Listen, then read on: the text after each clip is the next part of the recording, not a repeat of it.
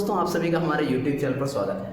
दोस्तों पिछली वीडियो में आप लोगों ने देखा था कि भारतीय समाज की जो विशेषताएं होती हैं वो क्या होती हैं, प्रमुख विशेषताएं क्या हैं, silent feature of Indian society. इस वीडियो में हम लोग जो बात करने वाले हैं वो बात करने वाले हैं कि हमारे जो भारतीय समाज है उसकी मुख्य विशेषताओं में एक एक करके पढ़ेंगे। आज हम जाति व्यवस्था को पढ़ने वाले हैं और इससे एग्जाम में हर साल क्वेश्चन आए हैं, मेंस एग्जाम में हर साल एक क्वेश्चन इससे आया हुआ है।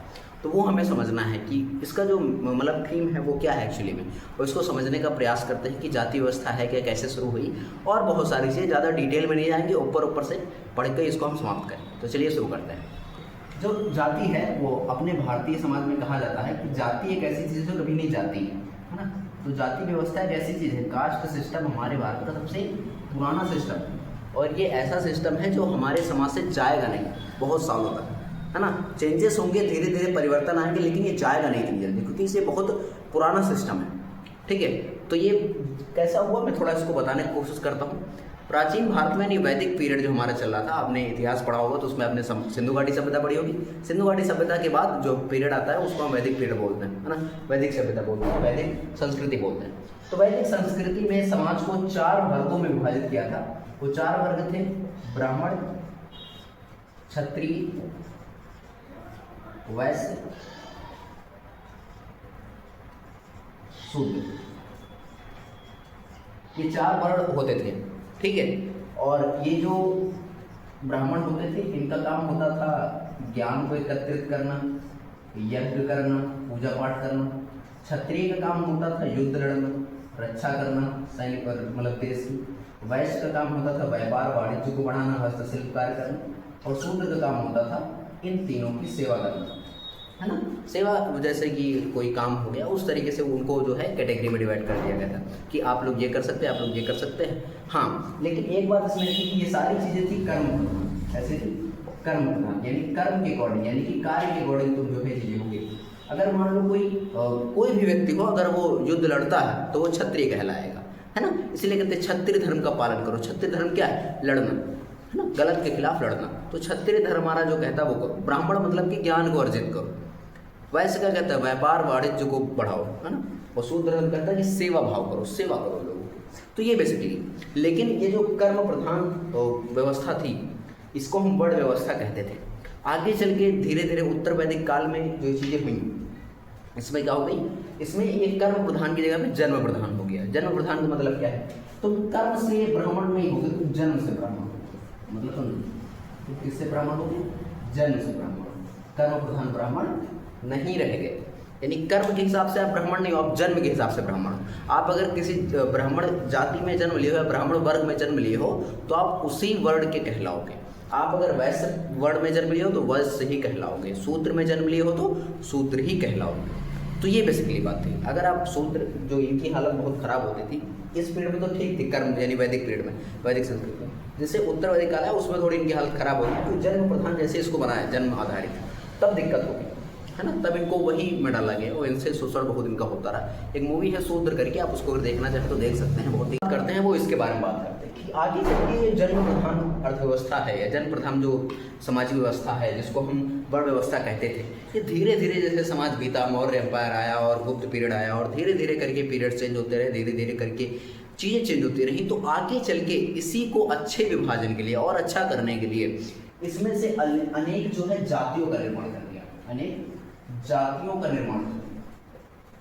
ठीक, इसमें बहुत सारी जातियां और उपजातियां बनाई कि बहुत सारी जाति होंगी, उपजाति होंगी, और ये जाति उपजाति समाज की आर्थिक विकास को वर्गीकृत करता था। मतलब कि आर्थिक इकोनॉमिकल कैसे आप डिवाइड हो सकते हो, आपकी इतनी इकोनॉमी तो आप ये कार्य करोगे, आप ये काम करोगे तो आपको इतना पैसा। तो सबके लिए अलग अलग इकोनॉमी के हिसाब से, इकोनॉमिक कंडीशन के हिसाब से क्या कर दिया, सबको अलग अलग जाति में वर्णित कर दिया। तो ये बेसिकली था जाति व्यवस्था। और इसको जाति व्यवस्था जब बनी तो उस समय तो ठीक था कि जाति आपकी है, ये आपकी जाति, आप ये काम करोगे, आपके बेटे भी ये काम करते रहेंगे, आपके अलावा और कोई काम ये नहीं कर सकता। अगर मोची है तो मोची का काम मोची का करना है तो वो वही करेगा, युद्ध लड़ने का काम राजा का है तो राजा के सैनिक ही करेंगे, वही करते रहेंगे और कोई नहीं कर सकता है।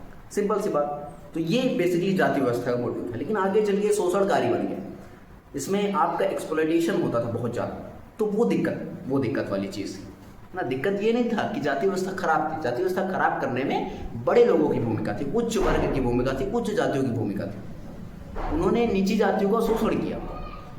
तो ये बेसिकली इसमें दिक्कत है। और आज के समय में जो आरक्षण जैसा मुद्दा है वो इसी से रिलेटेड है कि जाति व्यवस्था जो है वो बहुत पुरानी है और कई सदियों से हम उन वर्गों को, उन जातियों को मतलब जो है शोषित कर रहे हैं। तो 1-2 दशक में कैसे उनके लिए जो है चीज़ें हम बराबर कर सकते हैं। आप पिछले 2000 साल से उनके ऊपर शोषण कर रहे हो और आप 2 साल उनको रियायत देके समझ रहे हो कि वो चीज़ें बराबर हो गई, तो वो कहीं ना कहीं बराबर नहीं हुई हैं। उस समय की इकोनॉमिकल कंडीशन अलग थी, आज की अलग है। लेकिन अगर हम टाइम पीरियड की बात करें तो आपको जो इस समय रिजर्वेशन की होता कि नहीं, रिजर्वेशन ना दो कि ना दो, तो ये बहुत विवादित मुद्दा है।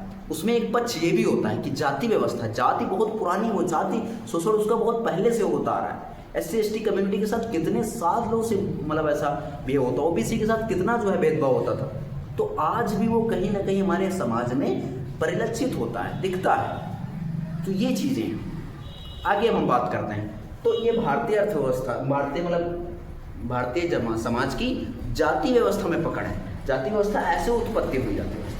अगर हम आगे बात करें तो जाति व्यवस्था है क्या, तो ये बहुत पुरानी संस्था है, जैसे मैंने आपको बताया है ना। और ये परिवार, विवाह, इन सब के संबंधित, आर्थिक व्यवस्था, इन सब के संबंधित जो है नियमों को बनाता है और उसका पालन करवाने की कोशिश करता है। आगे अगर हम बात करते हैं तो जाति व्यवस्था आगे मतलब इसी में धर्म व्यवस्था भी आ गई। धर्मों को अलग अलग धर्म भी बांटे गए, मुस्लिम, हिंदू, ईसाई, पारसी, है ना, यहूदी, अलग अलग धर्म है। सबसे पुराना धर्म कौन सा, आप कमेंट करके मुझे बताएंगे, ठीक है। तो ऐसे बहुत सारे धर्मों को वर्गीकृत किया गया, ठीक है। तो अलग अलग धर्म को बांटा गया, ठीक, हिंदू, मुस्लिम, ईसाई, सिखाई, है ना, ये सब अलग अलग धर्म यहाँ पे बांटे गए। आगे बात करते हैं तो जाति व्यवस्था की विशेषता क्या है, इंपॉर्टेंट टॉपिक है, जाति व्यवस्था की विशेषता।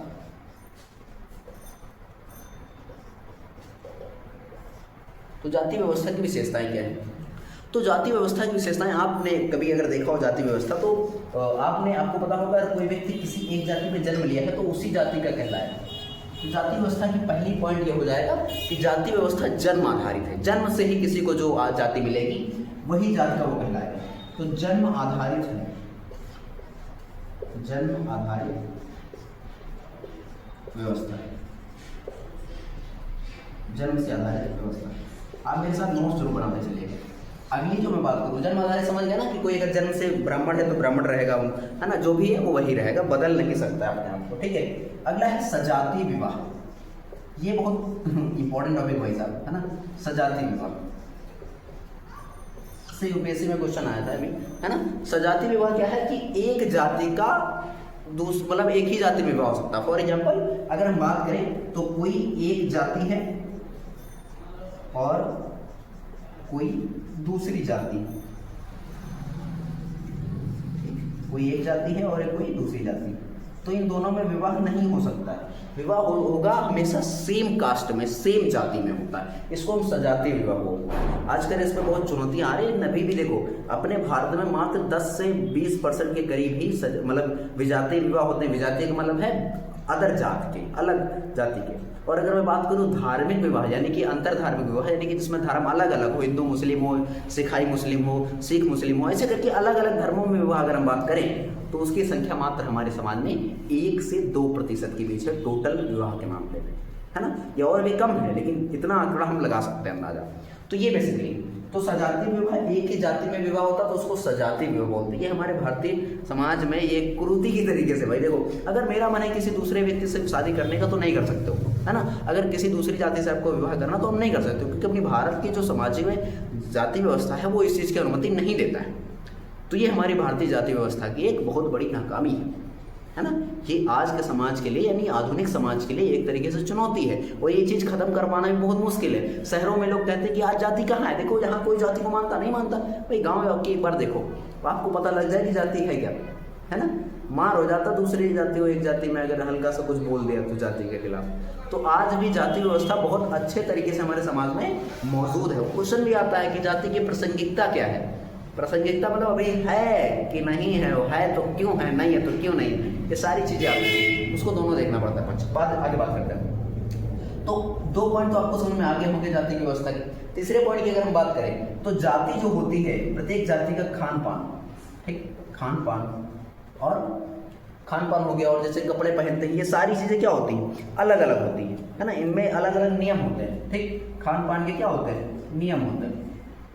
ठीक, जैसे मैं आपको अगर बताऊँ, मेरे घर में जाति व्यवस्था बहुत बुरी हालत में जातिवाद चल रहा था। मेरी दादी थी, अब तो उनकी डेथ हो गई है, तो मेरी दादी थी, वो जो क्या करती थी, जब मेरे घर पे कोई नीची कास्ट का व्यक्ति आता है, नीची कास्ट जैसे कि पासवान कास्ट हो गया, गौतम हो गया, या फिर धोबी जिसको हम कनौजिया बोलते हैं, ऐसे लोग आते थे, तो जो मतलब अब तो जो नए लोग हैं, जो नई जनरेशन, वो तो नहीं मतलब उसको फॉलो करते हैं, लेकिन जो पुरानी जाति के लोग आते थे या फिर कोई भी आए तो वो उनसे दूर रहने की कोशिश करती थी, उनको टच नहीं करने देती थी, और गलती से मान लो अगर टच हो जाता था ना तो वो अपना नहाने लगती थी।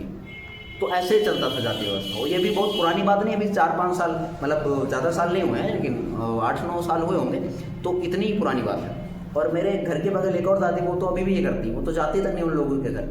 तो सोचिए, ये जाति व्यवस्था खत्म होना थोड़ा मुश्किल है। हाँ, धीरे धीरे टाइम के साथ ये चीज़ें खत्म होगी, लेकिन अभी भी इसको 100-200-300 साल लग सकते हैं खत्म होने में। भाई बहुत मुश्किल से ये चीज़ें बनती है, तो खत्म होने में टाइम लगेगा। तो खान पान के नियम अलग होते हैं, है ना, कि उनके घर का लोग कोई हमारे घर खाने नहीं आ सकता। मतलब नीची जाति का अगर कोई व्यक्ति है तो बड़े जाति में खाने नहीं दिया जाएगा उसको, भले ही भूख के मारे मर जाए। सो देर मूवी देखोगे एक बार, आपको समझ में आ जाएगा जाति व्यवस्था कितने खराब तरीके से भारतीय समाज को खोखला करते गई है, वो आज भी कर ही रही है। आगे बात करते हैं, तो इसमें हायरार्की मेंटेन करती जाती है। हायरार्की मतलब पदानुक्रम। पदानुक्रम का मतलब हायरार्की, कि ये ऊंची जाति है, उससे नीचे ये जाति होगी, उससे नीचे ये जाति होगी, उससे नीचे ये जाति होगी। इस पर मैं आपको एक मूवी सजेस्ट करना चाहूँगा। कितनी मूवी बताओगे बताऊँगा भाई, मूवी देखो। अगर आप यूपीएससी की तैयारी करते हो तो ऐसी मूवीज देखो जिसके से आपका दिमाग परिवर्तित हो। आर्टिकल 15 मूवी देख लीजिएगा एक बार, है ना। आर्टिकल 15 क्या है, कमेंट में बताइएगा, है ना, पॉलिटी का टॉपिक। तो आर्टिकल 15 मूवी है, इसमें आयुष्मान खुराना की एक्टिंग बहुत कमाल की मूवी, उसको देखिए जाके एक बार। जाति व्यवस्था के बारे में आपको पता चलेगा कि जाति व्यवस्था में कैसे हायरार्की मेंटेन, है ना। अगर आप ब्राह्मण में आओगे, ब्राह्मण में 50 जातियां हैं, वो कहेंगे नहीं हम इनसे आगे हैं, हम कहेंगे इनसे आगे, वो कहेंगे इनसे आगे, है ना। ऐसे ही जातों में कहेंगे हम उनसे आगे, हम उनसे आगे, इस तरीके बताएंगे कि देखो हम यहाँ पे पढ़ते हैं, हम यहाँ पे जाति व्यवस्था। अपनी जाति को मानना है, अपनी जाति को, जबकि जाति बहुत मतलब क्या बताऊँ मैं, उसके बारे में ज़्यादा क्रिटिसिज्म नहीं कर सकता हूँ। फायदे भी कुछ चीज़ों के हैं, लेकिन ज़्यादा इसमें बुराइयाँ ही मौजूद है, लेकिन प्रासंगिकता आज भी मौजूद है इसकी। तो पदानुक्रम में हायरार्की मेंटेन है, ऊपर से नीचे तक चीज़ें आ रही हैं। ऊपर से जैसे जैसे आओगे, अगर मैं इसको इस तरीके से बनाने की कोशिश करूँ, तो अगर यहाँ पे सबसे ऊंची जाति, फिर उससे नीचे, फिर उससे नीचे, फिर उससे नीचे, तो जैसे जैसे ऊपर जाओगे तो ये आपने क्या, ये इनको हम पवित्र मानते हैं। जितने जितने ऊपर जाते हैं उसको पवित्र मानते थे, मतलब हम तो नहीं मानते, लेकिन और जैसे नीचे आओगे अपवित्र हो जाएंगे। क्या हो जाएंगे? अपवित्र। दिख रहा है कि नहीं? उधर दिख रहा है, तो अपवित्र इनको मानते थे। इसको मैं इधर लिख देता हूँ, पवित्र और अपवित्र, ये ऐसे मानते थे। इस तरीके से हायरार्की मेंटेन करके रखी जाती है ना। ऊपर सबसे पहले ब्राह्मण आया, ब्राह्मण में कौन कौन चीज़ें आ जाएंगी, अवस्थी हो गया, है ना, शुक्ला हो गए, द्विवेदी हो गए, त्रिवेदी हो गए, चतुर्वेदी हो गए, ठीक है, ये सारे सारे आ जाते हैं इसमें। तिवारी हो गए, ये सब इस वाले कैटेगरी में आते हैं। ठाकुर हो गए, ये सब इसमें आ जाते हैं, है ना। और उसके बाद नीचे आ जाओ, उसमें राजपूत हो गए और बहुत सारे जो हो गए, है ना। और उसके बाद इसमें आ जाओ तो इसमें वर्मा हो गया, यादव हो गया, और बहुत छोटी छोटी जातियाँ उपजातियाँ होती। नीचे आ जाओ तो पासवान हो गए, गौतम हो गए, इस तरीके से। तो ऊपर जैसे जाओगे उनको लगेगा मैं पवित्र हूँ भाई साहब, है ना, मेरी जाति सबसे जाति, है ना, मतलब सबसे अच्छी जाति है, ऐसा मानते भाई। अगर तुम लोग खुद सोचो, आजकल भारत के नाम पे लोग वोट मांगते जाति के नाम पे, तो सोच लो आप क्या हाल होगा, है ना। यहाँ पे वोट डेवलपमेंट के नाम पे नहीं मांगा जाता, यहाँ पे वोट मांगा जाता है, तुम हमारी जाति को तो हमको वोट देना है ना। तो इस तरीके से होता है। इस तरीके महिलाओं को तो किसी को वोट ही ना देना चाहिए, क्योंकि महिला जाति का जब तक ना खड़ो तो वोट क्यों दो भाई, है ना। क्योंकि जब महिलाएं खड़े हो तो महिलाओं को वोट दो, वरना महिलाओं को वोट, मतलब महिलाएं वोट ही ना दें। तो ये बेसिकली मेरा थोड़ा सा इसके बारे में बात करते हैं। तो पदानुक्रम, आप मेरी बात से कभी भी सहमत भी हो सकते हो, नहीं भी सहमत हो सकते हो, मुझे फर्क नहीं पड़ेगा कि आप मेरी बात से नहीं सहमत हो, ये बात याद रखना। क्योंकि जो मतलब बेसिकली ये बात है कि ना, कि आपका दिमाग और मेरा दिमाग कैसा है, ये डिपेंड करता है कई सारे सिचुएशंस पे, समझ गए कि नहीं। आप कैसा सोचते हो मेरे बारे में, आप कैसा सोचते हो किसी के बारे में, ये डिपेंड करता है कि आपका उस समय नॉलेज और ज्ञान कितना है। ना मेरा ज़्यादा है, आपका भी ज़्यादा हो सकता है, मुझे नहीं पता, लेकिन जैसा भी है वो अपनी अपनी सोच पे ही डिपेंड करती हैं चीज़ें, है ना। मैं किसी को गलत नहीं कह सकता हूँ, आप मुझे गलत मत कहिएगा, क्योंकि ये क्रिटिसिज्म वाला टॉपिक ही है, मुझे पढ़ना पड़ेगा, दिमाग खोल के पढ़िए थोड़ा, समझ गए कि नहीं बात हो। शोषण होता था पहले, आज भी होता है, ये बात सत्य है। आगे बात करते हैं। तो पवित्रता और अपवित्रता का कॉन्सेप्ट समझ में आया कि नहीं, पवित्र कौन होगा, अपवित्र कौन होगा। आगे बात करते हैं। आगे बात करें तो उपविभाजन है। क्या है? उपविभाजन। उपविभाजन का मतलब क्या होता है, मैंने बताया ना, एक जाति में भी उपजाति। आपको एक बात का विश्वास नहीं होगा, देखिए ध्यान से, जो SC/ST कम्युनिटीज है, SC/ST यानी ये सबसे निम्न जाति मानी जाती भारत में, है ना। तो SC/STs के अंदर भी उपजातियां हैं, यानी और भी इसके अंदर जातियां हैं, और उन जातियों में भी शोषण होता है, और उनकी महिलाओं और मेल के बीच में शोषण होता है। मतलब जो मेल है वो फीमेल के ऊपर डोमिनेट करता है, तो ये भी तो एक शोषण हुआ ना। तो शोषण के अंदर शोषण, शोषण के तो बाहर पता कितना शोषण, तो यहाँ पे देखो तो उपजातियों में क्या है, मतलब उपजातियों में विभाजन है ना, उपविभाजन है, इसको हम उपजाति भी बोल सकते हैं, जिसको हम क्या बोलेंगे, उपजातियां बोलेंगे।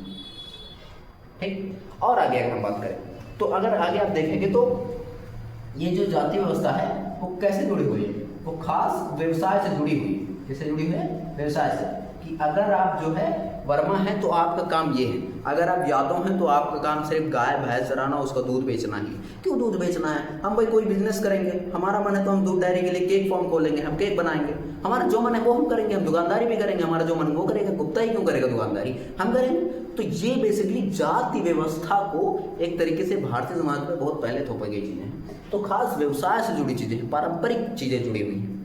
समझ गए कि नहीं बात को। हमें किसी भी चीज़ का क्रिटिसिज्म बहुत ज़्यादा नहीं करना है एग्जाम में, जब लिखेंगे आंसर हम उसको अपने हिसाब से टॉलरेट करने की कोशिश करेंगे, ताकि एग्जामिनर भी ये पूरे तरह गुस्सा ना जाए कि जाति व्यवस्था एकदम खिलाफ है बोल रहा है ना, ऐसे नहीं, थोड़ा बहुत पक्ष में थोड़ा बहुत खिलाफ है ना। अभी आगे हम पक्ष में देखेंगे। तो खास व्यवसाय से जोड़ा गया था इसको, कि ये व्यवसाय करेगा तो ये व्यक्ति ये इस जाति का होगा। आगे बात करते हैं। और ये कैसा था, ये वंशानुगत था। ये कैसा था, वंशानुगत। वंशानुगत का मतलब क्या हो गया कि एक वंश का लड़का, मतलब जैसे मान लो मैं हूँ, तो मैं अगर सैनिक हूँ, मैं माली हूँ, यानी मैं माला फूल बेचता हूँ, तो मेरा भी लड़का माला फूल ही बेचेगा। This is the concept of caste system, है ना। तो ये बेसिकली था। लेकिन ये कहीं सही बताइए आप, अगर मेरे पापा ड्राइवर हैं, वो माला फूल वाला काम करते, तो क्या मैं भी वही करूँगा? नहीं, मैं पढ़ा नहीं सकता हूँ, चतुर्वेदी आके पढ़ाएगा, नहीं पढ़ा सकता ना, मतलब अगर जरूरी नहीं उसको वही पढ़ाए, हम भी पढ़ा सकते। तो ये बेसिकली है ना। हम ज्ञान नहीं हासिल कर सकते, बिल्कुल कर सकते हैं।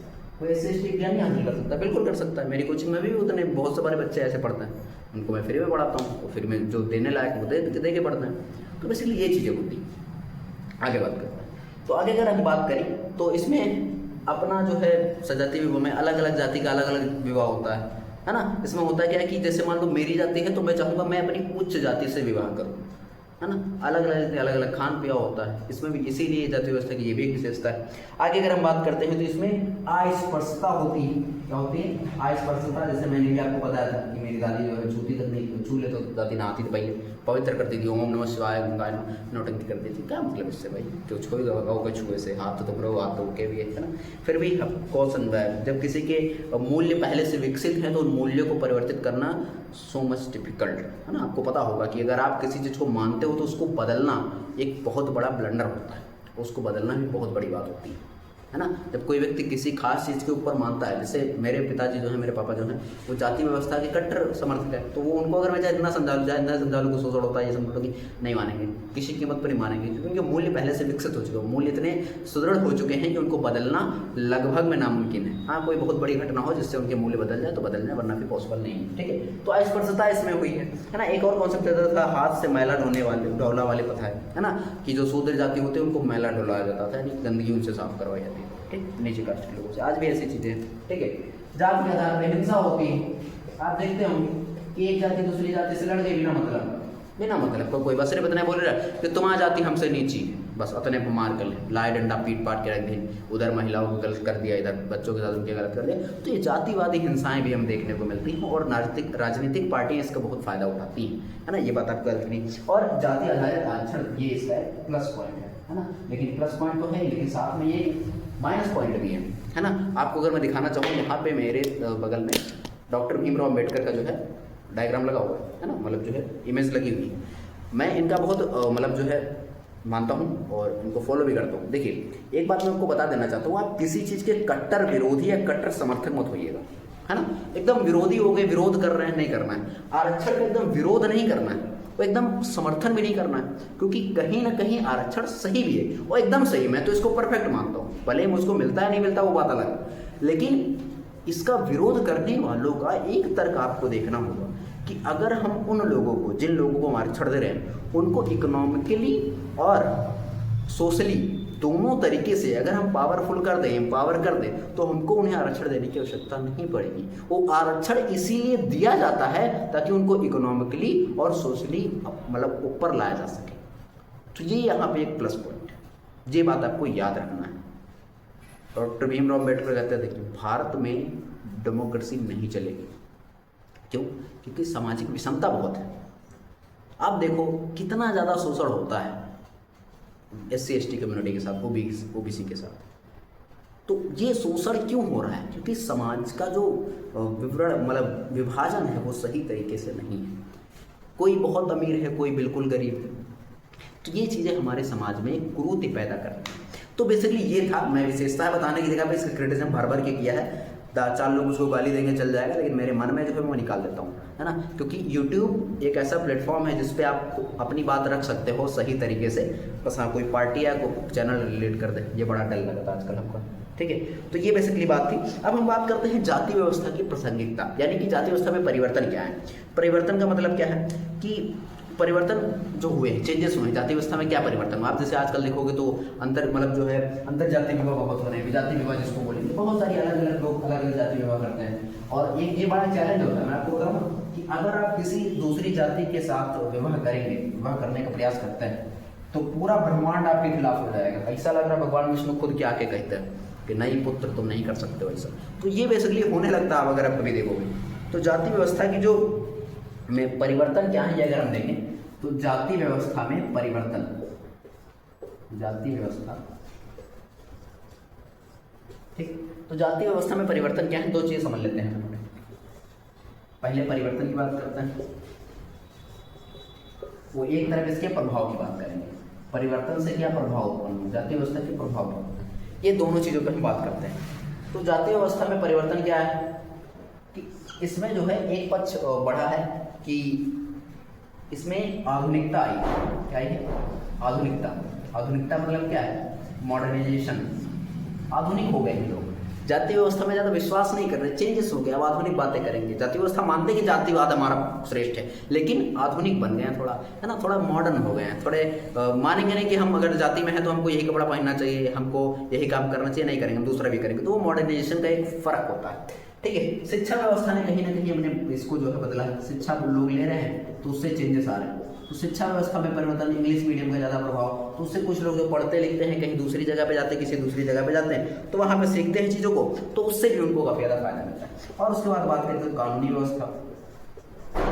कानूनी व्यवस्था क्या है ना, यानी कानून में जो हमको, यानी कि लॉ ने हमको जो चीज़ें दी हैं, है ना, तो वो सारी चीज़ें, तो SC ST एक्ट हो गया जैसे, तो ये सारी चीज़ें आपको क्या करती हैं, ये चीज़ें आपको मतलब परिवर्तन हो रहे हैं हमारी सोसाइटी में जाति से रिलेटेड, है ना, जो हमारी जाति को कहीं ना कहीं और सुदृढ़ कर रहे हैं, हमको मजबूत बनाने कर रहे हैं, जाति से धीरे धीरे ऊपर उठने काम कर रहे हैं। जाति की जगह पे हमको क्लास मिला है, वर्ग व्यवस्था। वर्ग यानी कि आप निम्न वर्ग के हो, आप उच्च वर्ग के हो, आप बहुत उच्च वर्ग के हो, है ना। Middle class, first class, third class ऐसे होता है। मिडिल क्लास जो सबसे बीच में रहता है ना, उसके बाद ज़्यादा पैसा है ना कुछ है ना, वो एक सिलेंडर खरीद पा रहा ना शुद्ध खाना खा पा रहा, तो ये बेसिकली होता है मिडिल क्लास, है ना। तो ये सारी चीज़ें हैं। और क्या जाति व्यवस्था को, जैसे जाति व्यवस्था में और क्या चीज़ें हैं, जैसे कि इसमें जो है शहरीकरण की एक बहुत बड़ी भूमिका है ना। आप देखोगे जो निम्न जाति है या फिर मतलब SC ST है, OBC है, या शहरों में जाती है पढ़ने के लिए, शहरों में जाती है काम करने के लिए, तो वहाँ पे इनको नया एक्सप्लोजर मिलता है, वहाँ पे चीज़ें देखते हैं, वहाँ पे इनको कोई जातिवाद देखने को नहीं मिलता है। यहाँ पे इनके हाथ का बना खाना सब लोग भी खा लेते हैं, इनसे हाथ भी मिला लेते हैं। अगर किसी कंपनी में जॉब कर रहे हैं तो वहाँ पे इनका बॉस अच्छे से मतलब अच्छे से इनको सैलरी भी देता, कोई दिक्कत भी नहीं होती। तो ये परिवर्तन आया है हमारी जाति व्यवस्था में, ये चेंजेस आए हैं। और अगर चेंजेस की बात करें, पश्चिमीकरण, कोई जाति निम्न जाति का व्यक्ति था, वो चला गया विदेश, वहाँ पे देखता कोई चीज़ें नहीं हो रही, हाँ दूसरी चीज़ें हो रही हैं, है ना। जैसे रंग काला हो गया तो पता चल जाएगा कलुआ है भैया, है ना, ये दूसरे देश का है ना, इसे पता चल जाएगा। अमेरिका में क्या होता है, नस्ली भेदभाव होता है, रंग के ऊपर, कलर्स के ऊपर भेदभाव होता है। वहाँ पे जाति नहीं है तो वहाँ पे कलर्स के हिसाब से भेदभाव होता है सब जगह, तो इसमें भेदभाव तो होता है, ठीक है। तो औद्योगिकरण, और इसमें बोल सकते हैं औद्योगिकीकरण, यानी कि इंडस्ट्रियलाइजेशन, है ना। औद्योगिकीकरण से क्या होगा, मजदूर वर्ग, है ना, इसमें बहुत ज़्यादा पार्टिसिपेट करेगा, तो उससे भी एक चेंज आएगा कि कई सारे मजदूर हैं, अलग अलग से आए हैं, व्यवहार बन गया है, तो बातें चल रही हैं, वहाँ पे बताया जा रहा है ये हो रहा। तो ये सारी चीज़ें हैं जो हमारे जाति व्यवस्था को धीरे धीरे चेंज कर रही हैं। आगे अगर हम और बात करते हैं तो इसके प्रभाव क्या होंगे, इफेक्ट क्या होंगे, ये चीज़ें हमें समझना चाहिए, ठीक है। तो प्रभाव क्या होंगे, इससे पहले तो बात की अंतर्जातीय विवाह की संख्या बढ़ेगी, है ना। अंतर्जातीय विवाह यानी कि अलग अलग जाति में विवाह, मतलब जैसे मैं सैनी हूँ तो मैं वर्मा से विवाह कर ले रहा हूँ, ठीक है, और मैं अगर सैनी हूँ तो मैं यादव से विवाह कर ले रहा हूँ। अब आप भी सोच लीजिए, आपका जिसका मन हो वो आप कर रहे हो, है ना। तो इस तरीके से मैं बेसिकली बता रहा हूँ कि जाति व्यवस्था में चेंजेस आ रहे हैं, और उन चेंजेस का प्रभाव क्या दिख रहा है कि अंतर जातीय विवाह में बढ़ोतरी हो रही है। आपको मैंने अभी क्या बताया था कि अंतर जातीय भारत में कितने हो रहे हैं, 10 से 20% विवाह अंतर जातीय स्तर में हो रहे हैं भारत में, है ना। 10 से 20% की संख्या धीरे धीरे बढ़ेगी, कम नहीं होगी, बढ़ेगी, है ना। और अगर बात करें तो इससे अंतर धार्मिक विवाह भी बढ़ रहे हैं, बहुत सारे अंतर धार्मिक विवाह होते रहे, है ना। और बात करें तो रूढ़िवादिता थोड़ी समाप्त हो रही है। रूढ़िवादी समझते हो कि नहीं आप, तो मुझे कमेंट करके बता सकते हैं रूढ़िवाद मतलब क्या होता है ना। स्टीरियोटाइप्स इसको बोलते हैं रूढ़िवादिता। तो इसको रूढ़िवादी जो है सोच में कमी, है ना, रूढ़िवादी जो है सोच में उसमें क्या हो गई, कमी हो गई कि लोग रूढ़िवाद को नहीं सोचते। रूढ़िवाद मतलब जो परंपराएं प्रथाएं चली आ रही हैं उनको एडजेक्ट फॉलो करना, उसमें बिना किसी परिवर्तन को, तो उसमें कमी आ रही है। भैया अब लोग रूढ़िवादिता को छोड़, स्टीरियोटाइप छोड़ रहे हैं कि भैया नहीं, कोई अगर नीचे कास्ट का तो उसका हाथ का खाना क्यों नहीं खाएंगे, उसने बनाया हम खाएंगे। खाना बनाना और खाना दोनों में रिलेशन ये है कि पेट में जाना है बस सिर्फ, तो हम क्यों नहीं खाएंगे। तो बेसिकली ये प्रभाव है जाति व्यवस्था में। आगे अगर बात करें तो जाति व्यवस्था में इसमें खान पान में बदलाव आया, खाने पीने में। भाई कोई जाति व्यवस्था, अगर मान लो कोई नीची कास्ट का व्यक्ति तो वो पिज्जा नहीं खा सकता, क्यों नहीं खा सकता, खाएगा भाई, उसकी मर्जी, है ना। यहाँ पे पर्सनल चीज़ों में दखल दे रहे हैं। भाई राज्य का काम क्या होता है, राज्य को मतलब देखना चाहिए, हम उसके सामाजिक चीज़ों को क्यों दखल देते हैं। पुराने समाज में यही होता था कि भाई किसी को हम खाना भी नहीं खाने देंगे, शुद्ध से पूरे तरीके से नंगा करके छोड़ेंगे, तो ये बेसिकली होता था। तो जाति व्यवस्था में यहाँ पे क्या प्रभाव देखने को मिला, खान पान में क्या है, चेंजेस आ रहे हैं। यहाँ पे खान पान में बदलाव आ रहा है, खान पान में बदलाव। कोई व्यक्ति कुछ भी खा सकता है, जो जिसका मन करेगा वो खाएगा, रोड पे मिल रहा है पैसे दो खाओ, तो ये चीज़ें। आगे बात करें तो व्यवसाय में परिवर्तन हो गया, यानी जो कोई भी व्यक्ति है कोई भी व्यवसाय कर सकता है, व्यवसाय परिवर्तन। कोई निजी कास्ट का व्यक्ति दुकान क्यों नहीं खोल सकता, गुप्ता जी की दुकान खोलेंगे, सब कोई खोल सकता है ना। तो सैनी जी की माला क्यों बेचेंगे, कोई भी माला बेच सकता है, फूल लाओ माला चाहिए तो बेचो, तो सिंपल सी बात है, इसमें कोई दिमाग लगाने की जरूरत नहीं कि चेंजेस क्या होंगे। और क्या बात कर सकते हो, और इसमें जो है आर्थिक स्थिति में सुधार हुआ है ना। भाई सब चीज़ें बदलेगी तो आर्थिक स्थिति नहीं बदलेगी, आर्थिक स्थिति मतलब पैसा ज़्यादा मिलेगा, आर्थिक स्थिति में चेंज हो गया, तो आर्थिक स्थिति में बदलाव हो गया। तो ये बहुत बड़ा पॉइंट है कि आर्थिक स्थिति में क्या हो जाएगा, चेंजेस होंगे।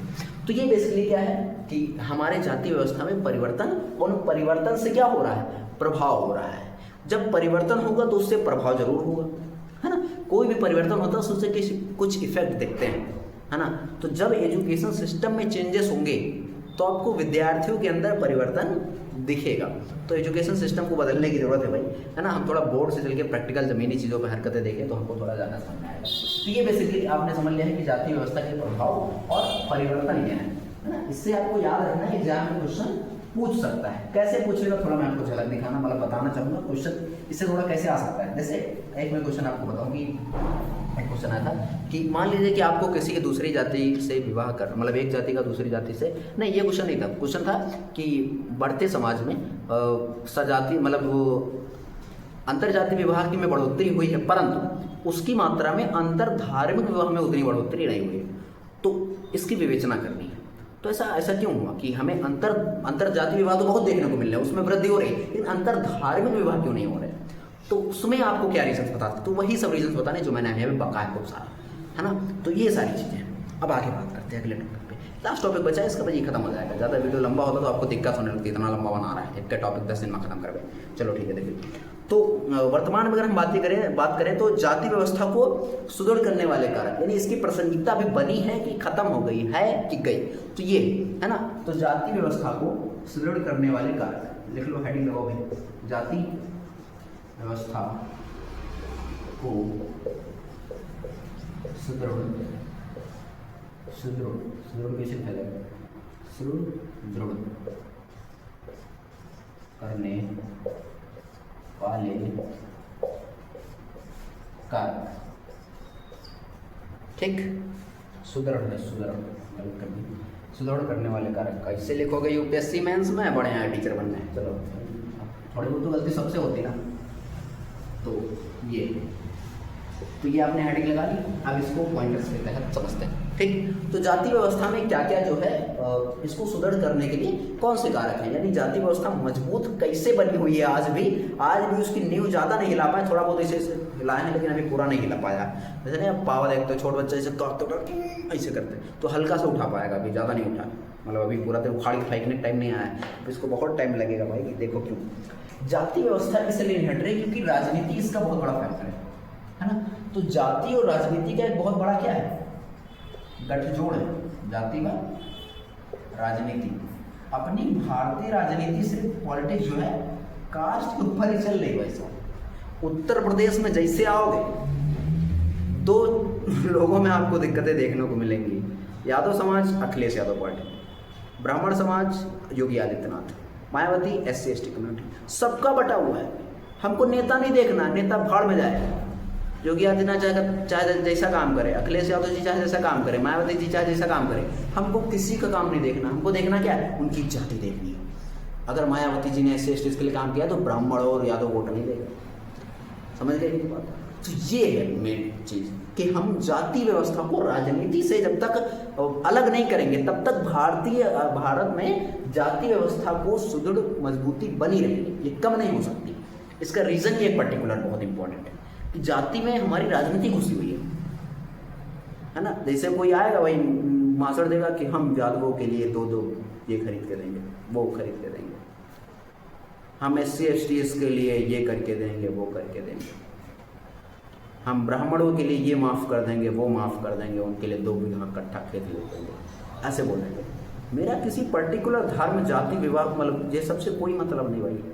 मैं आपको टॉपिक समझा रहा हूँ, बस बता रहा हूँ कि ये भारत में राजनीति का स्तर है। भारत में नेता वोट मांगता है किसके नाम पे, जाति के नाम पे। विकास का तेल लेने, रोड परिवहन चाहे सब, पुल गिर रहे हैं गिरने दो, भगदड़ में लोग मर रहे हैं मरने दो। जाति सबकी सुदृढ़ होनी चाहिए, जाति हमेशा बनी रहनी चाहिए, क्योंकि जाति एक ऐसी चीज़ जो कभी नहीं जाती है। ये अपनी भारतीय समाज की रियलिटी है। नेताजी वोट मांगने आएंगे तो अपनी जाति के लोगों से ही कहेंगे, दूसरी जाति लोगों ने कहेंगे। तो ये बेसिकली अपने भारत की राजनीति का एक माइनस पॉइंट है।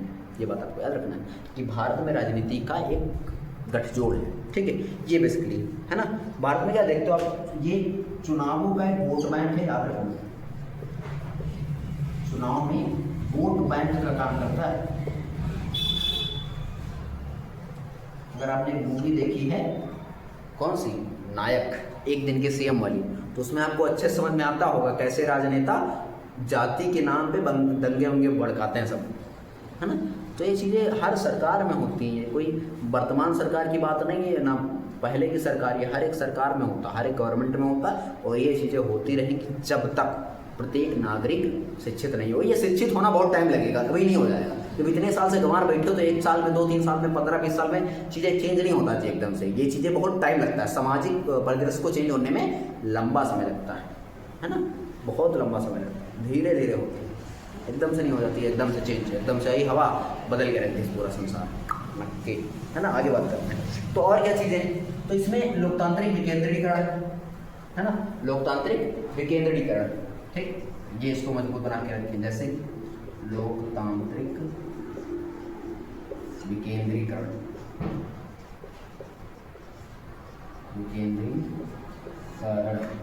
है ना। जैसे अब इसमें एग्जाम्पल लिखते हो पंचायती राज।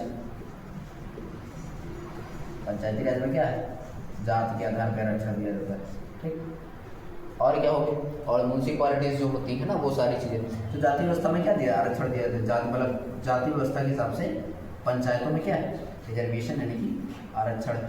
तो ये राजनीतिक विकेंद्रीकरण का ही परिणाम है कि अभी भी जाति सभी में मौजूद है, ठीक। और क्या है, इसके विधायी उपाय हैं, विधायी उन्मूलन इसमें किया गया है, जैसे कि अस्पृश्यता को इसमें हटाया गया है, ठीक है। तो विधायी उन्मूलन इसमें आप लिख सकते हो, ठीक। विधायी उन्मूलन यानी विधि बना के जो है इसको खत्म करने का प्रयास किया गया है, और इसको अगर कोई इस व्यक्ति की जाती है तो उसके लिए यहाँ पे काम किया गया। फिलहाल के लिए आगे बात करें यहाँ पे, तो अस्पृश्यता, यहाँ पे अस्पृश्यता को खत्म किया गया है ना, विधायी आर्टिकल। आप बताएंगे अस्पृश्यता कांड किस आर्टिकल के तहत किया गया है। थोड़ा बहुत आप जागरूक रहेंगे तो आपको चीज़ें पता रहेंगी, ठीक है। और जैसे कि शिक्षा और नौकरियों में आरक्षण, तो ये भी जाति व्यवस्था को बनाए रखने का काम करती है। शिक्षा और इसमें होता है शिक्षा व नौकरी, है ना, शिक्षा व नौकरी में आरक्षण, शिक्षा व नौकरी में आरक्षण, ठीक। तो ये इसकी वजह से भी आज जाति हमारे देश में बनी पड़ी है भाई, कोई टस समस्या हो रही है कि नौकरी में जब आरक्षण मिल रहा तो व्यक्ति काहे अपनी जाति छोड़ेगा। चाहे कौन न दूसरी जाति में जाने का प्रयास करेगा। तो ये है, ठीक। और जो अपने समाज में बहुत प्रबल जातियाँ हैं, बड़ी बड़ी जातियाँ हैं, ठीक, वो राजनीति में उनकी अच्छी पैठ है, राजनीति में वो लगे हुए हैं, तो वो बड़ी जाति वाले हैं, तो वो क्यों अपनी जाति को कहेंगे जाति व्यवस्था का उन्मूलन है, नहीं जाति व्यवस्था क्यों खत्म, ठीक है। तो प्रबल एवं क्या हो सकता है कि प्रभुत्वशाली, है ना, प्रबल एवं प्रभुत्वशाली जाति वो क्या करती है, वो एक तरीके से दबाव समूह का काम करती है। क्या करती है? दबाव समूह का कार्य करती है, प्रेशर ग्रुप, है ना, इसका काम करती है, प्रेशर बनाती है सरकार के ऊपर कि जाति का उन्मूलन नहीं होना चाहिए, ठीक है। तो ये बेसिकली, ठीक, और बहुत सारी चीज़ें हैं इसमें, ठीक है। तो ये बात आपको दबाव समूह अलग कर लीजिए, दबाव समूह अलग कर लीजिए कि दबाव समूह क्या करते हैं, जाति वाले जो दबाव समूह है ये, जैसे मान लो कोई SC ST कम्युनिटी है, उसमें तुम आरक्षण खत्म करोगे तो वो क्या आ जाएंगे कि भाई हमारी जाति ये है, हम इतने साल से शोषित हो रहे थे तो हमारा ये है, और वो कहीं ना कहीं सही भी है, क्योंकि जाति व्यवस्था इस चीज़ के लिए प्रासंगिक है। और अगर हम जाति के आधार पर आरक्षण नहीं देंगे तो किस आधार पर आरक्षण देंगे, क्योंकि वही एक सबूत है कि इन लोगों के साथ भेदभाव हुआ था। हम आज भी एक कॉन्सेप्ट देखते हैं कि ये जाति व्यवस्था का एक और तरीके से विरोध हो रहा है, ये पॉइंट कहीं ना कहीं लीगल है, बहुत अच्छे तरीके से लीगल है। मान लीजिए कि मैं किसी SC ST community OBC community से आता हूँ और मुझको जो है आरक्षण मिला, ठीक है, और उसको आरक्षण की वजह से मान लो मैं IAS या PCS या कोई भी एग्जाम मैंने क्लियर किया और मैं उस जॉब पे पोस्टेड हूँ और मेरी अच्छी खासी सैलरी, अब मैंने शादी की, मेरे बच्चे हुए, या मेरे बच्चे को वो भी आरक्षण मिलेगा, क्यों मिलेगा, ये पॉइंट है। क्योंकि अब तो मैं मतलब इकोनॉमी मेरी बेटर हो चुकी है, तो मैं क्यों आ जाऊँगा, तो मेरे बच्चों को आरक्षण नहीं मिलना चाहिए। ये वो लोग कहते हैं जो जाति व्यवस्था का विरोध करते हैं, और जो जाति व्यवस्था का समर्थन करते हैं वो ये कहते हैं कि आप उसको एक ही बार ये मिला है चांस उसमें आने का, मेन मुख्य धारा में आने का, और आप जो हैं पहले कई हजार सालों से इसी मुख्य धारा में थे, और उसके एक बार आने से क्या ये पट गया, बराबर हो गया है, नहीं बराबर, अभी लेवल बराबर नहीं हुआ, जब तक लेवल सबके नहीं निकलेंगे तब तक निकलने भी नहीं देंगे, है ना। तो ये बेसिकली बात है। तो ये मैंने जाति व्यवस्था के बारे में बताया। अगर आपको मैं एक क्वेश्चन दूं और कहूं कि जाति व्यवस्था के बारे में 2.5 शब्द में एक क्वेश्चन का आंसर लिख के लाएंगे, तो क्या आप लिख सकते हैं? अगर आप इतने कैपेबल हो चुके हैं तो आपको बहुत बहुत बधाई हो कि आप ये चीज़ें सीख गए हैं, समझ गए हैं इसको लिखने के लिए। हाँ, और आप एक काम इसमें और कर सकते हैं कि अगर आप चाहते हैं सोसाइटी को और अच्छे तरीके से पढ़ना, तो क्लास 12th की NCERT सोसाइटी की आप पढ़ सकते हो, बहुत बढ़िया बुक है, उसमें सारी नौटंकी मिल जाएगी आपको, जो मैं पढ़ा रहा हूँ वो सब कुछ मिल जाएगा, है ना। और मैं बहुत शॉर्ट में चीज़ें पढ़ाता हूँ, लंबा नहीं खींचता हूँ, वरना यही जाति व्यवस्था पढ़ने में 2 घंटे के 2 लेक्चर लगते हैं। बहुत शॉर्ट में चीज़ें कर रहा हूँ ताकि चीज़ें जल्दी जल्दी पढ़ जाएँ, खत्म हो जाएँ, और नोट्स भी आपके वैसे ही तैयार। तो आई होप आपको समझ में आया होगा आज का टॉपिक। अगर आज का वीडियो आपको पसंद आया, समझ में आया, तो प्लीज़ वीडियो को लाइक करना। और बहुत मेहनत लगती है इतनी लंबी वीडियो बनाने में, क्योंकि एडिटर हम ही करते हैं एडिटिंग, और उसमें टाइम लगता है, बहुत सारा टाइम लगता है। तो आप मुझे सपोर्ट करिए, इस वीडियो को शेयर करिए अपने दोस्तों के साथ, और चैनल पर नए हैं तो सब्सक्राइब जरूर करना। और PDF के लिए आप मुझे टेलीग्राम पे मैसेज कर सकते हैं, लिंक आपको नीचे डिस्क्रिप्शन में मिल जाएगा। और अगर आप मेरे WhatsApp चैनल से जुड़ना चाहते हैं, जिसमें मैं करंट अफेयर और बहुत सारी चीज़ देना चाहता हूँ, तो वहाँ पर आप जुड़ सकते हैं। और अगर आप मुझे एक चीज़ का सजेशन दे दीजिए, मैं विजन की मंथली मैगजीन यहाँ पे अपने इस यूट्यूब चैनल पे पढ़ाऊँ, और अगर आप पढ़ना चाहते हैं तो मुझे कमेंट में बताइए कि हाँ पढ़ाइए भैया। तो हम एक वीडियो या 2-3 वीडियो में ऐसे करके पार्ट वाइज विजन की मंथली मैगजीन का आपको पढ़ाऊँगा उसमें, और आपको उसके नोट्स भी बनाऊँगा। समझ गई बात को? तो वो आप बताइए। तो आई होप आपको वीडियो पसंद आई है तो प्लीज़ लाइक करना। मिलते हैं आपको इसकी नेक्स्ट वीडियो के साथ, तक के लिए जय हिंद, जय भारत।